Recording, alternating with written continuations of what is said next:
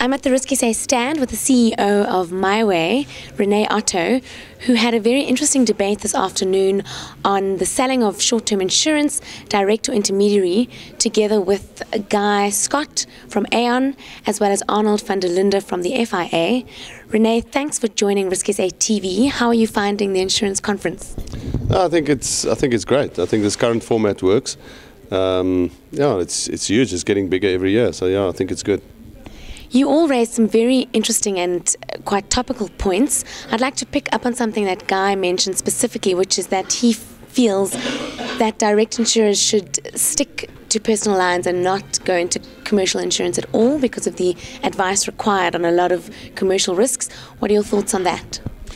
Look, I mean, you will recall in my talk, my view is the more complex a portfolio becomes, the more room there is for the intermediary. I don't think all small commercial portfolios are necessarily complex. So that would be my test rather than personal lines or commercial, that where he drew the line. He's entitled to his view. As I also explained, we are first and foremost in the business that we are, to make profit and create value for our shareholders.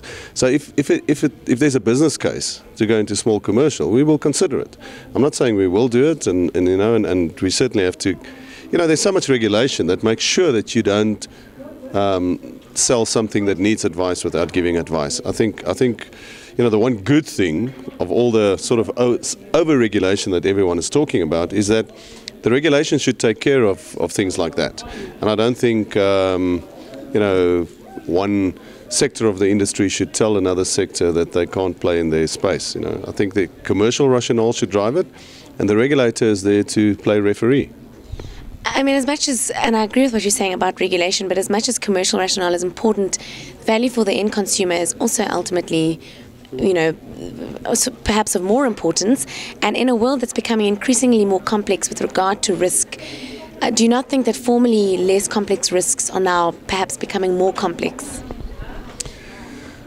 No, I don't necessarily think so. And to come back to value for the end user, I think the end user is the best judge of whether he thinks he's getting value. I think we are becoming a bit of there's the danger that we could become a nanny state, where we decide for the consumer what should be good for him. And I think to some extent, we underestimate people's ability to decide for themselves if what they buy gives them value. I think there is room for regulation. I'm not knocking it, but I think we must just be careful of that. And on sort of direct advertising, which was another thing that came up, do you think that direct insurers are perhaps becoming a bit too aggressive in the way that they are marketing, just in terms of painting the broker with, in a bit of a harsh light? And how do you think insurance industry should deal with that?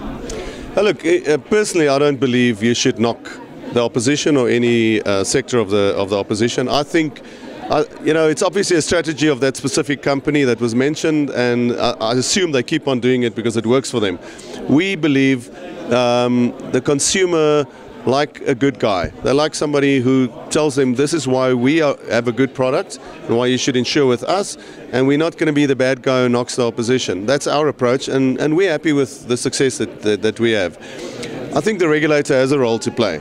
I'm not saying this is a case where the regulator should step in, but it's maybe something he should investigate and see whether there's room for him to step in.